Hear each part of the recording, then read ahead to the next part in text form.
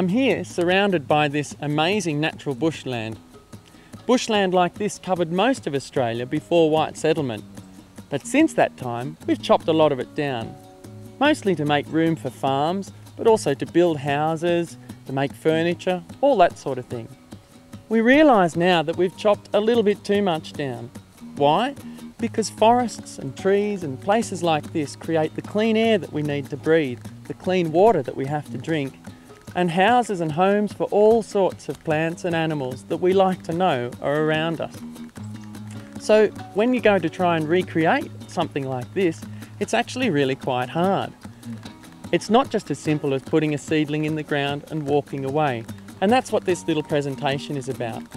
Hopefully, after seeing this, you'll know how to go and plant your own trees and shrubs to recreate systems like this. And what's really amazing is that nature does this for free, all the time.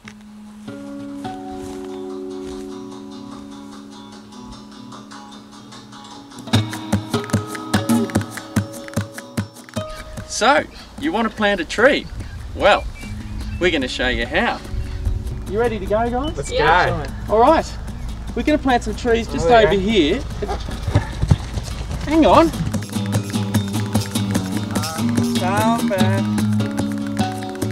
Right, so what we've got to do when we go and plant trees is start by wearing the right sort of gear. And that means you wear boots to start with so you don't get mud all over your spunky shoes. Then you wear long sleeves. Why would you wear long sleeves? Spiders. Sticks. Snakes, sticks, that's right. And the sun, so we don't get sun. While we're talking to the sun, you'll want a hat on. So what's that? Long pants, boots, long sleeves, hat, maybe some sunnies. Let's go. Come on, guys. Right, now that's better. Although you've still got a bit of skin showing there. You got some sun cream on? Yep. Sure. All right, well that should do it. Before we head over and start planting our trees, we'll need to put some gloves on. Thank you. Thank you very much. And then we'll just grab these tools and bags here and head on over. Okay. There are heaps of reasons why you might want to plant trees. These trees behind me have been planted as a windbreak to protect the farmer's paddock from wind which comes from the west. Also, on the other side of the fence is a pine plantation.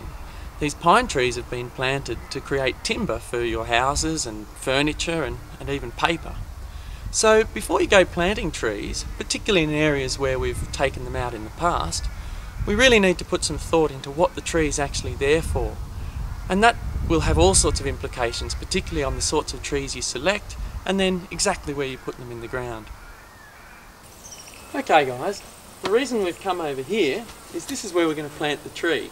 The reason we're going to plant it here is because it's on the edge of some existing vegetation where there's some pine trees which we're going to replace with native trees. So we've got some native trees here and we're going to start by digging holes in this sort of area and we'll show you how it's done to get the tree in the ground so it's going to survive. Alright? Let's go. Yeah. Whoa, whoa, whoa, whoa, steady on there. Hey, there's a couple of things we need to think about whenever you're using tools. Fellas, you might want to come over and listen too. And that's great that you're really enthusiastic, but you're going to hurt yourself or somebody else. What you want to do when you're using a tool, first thing, think about where the people are around you. Always stay a couple of metres apart, maybe 3 metres apart. Secondly, be gentle with yourself and the tool. So brace yourself, keep your knees bent, keep your back straight, your stomach in, and just use this tool, the mattock. Use the weight of the tool to dig the hole. So you're just dropping it. See like that? No major work. Yeah. Not swinging it round, not hitting anyone in the head, and also not hurting myself while I do it. Give it a go, Anna. That's better. So Anna's dug us a fabulous hole. It's about 3 times the size of the pot, but it mightn't be quite deep enough. Tobias, can you just make that hole a bit deeper? Because we want to make sure when we plant that the soil comes to the top of the pot. That's about it. When you're taking the plant out of the pot, sometimes they get a bit stuck in there. So what you need to do is just squash the pot. See how I'm doing that there? Not too rough. Push it in the top. Turn him upside down and gently pull. Okay, this is really quite tight. There we go, gently pull out. Now it's ready to put in. So easy. Pop him in like that. Pull the soil around. Just push a bit of soil in. Oh, not too much. Remember, we want the top of the pot exposed.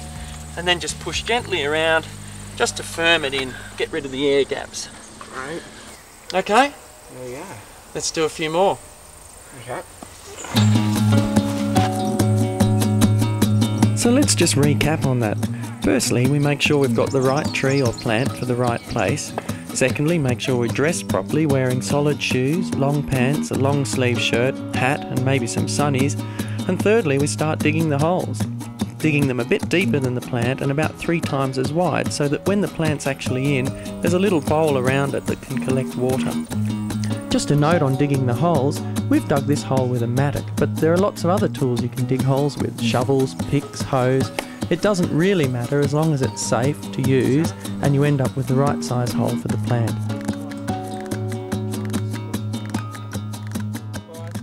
What we've done here is a really common mistake with people when they don't dig the hole deep enough and they try and push the plant in to get it low enough. Whoops. And that happens. So what we need to do is dig this hole deeper. Just keep going. About that depth now? That's fine, yep. Okay, let's push the soil back in. I should get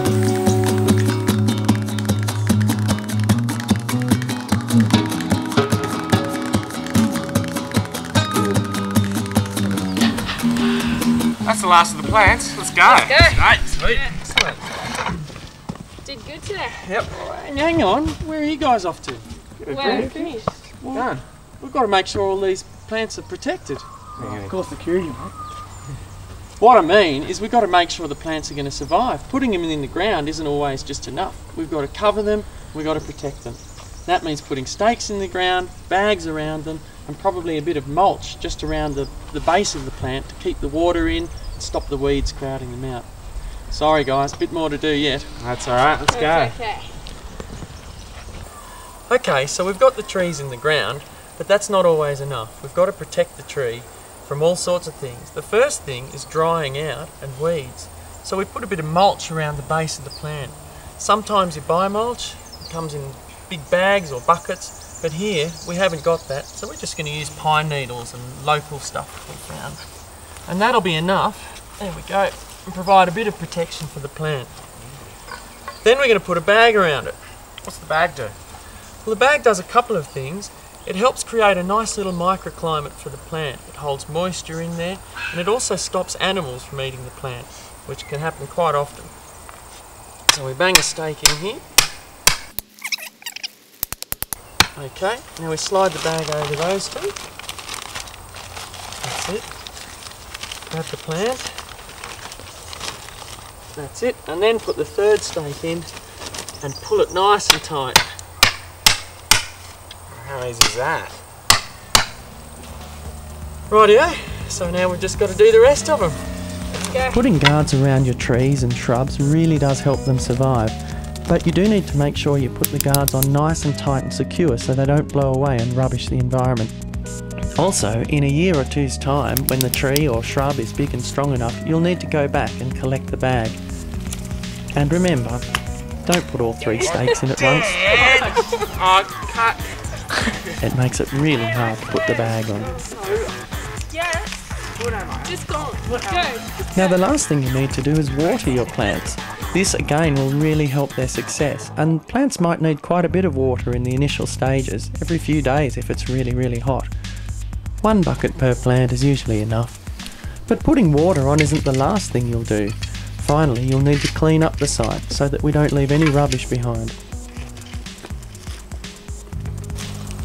Done. Feels good? Where's your Gucci spin? Alright. Alright, well done guys. How's that feel? Good. Good. Help the environment. Yeah.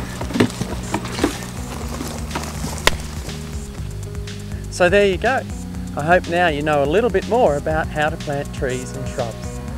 And I hope also you realise how amazing it is that nature does this all the time for free. Good luck.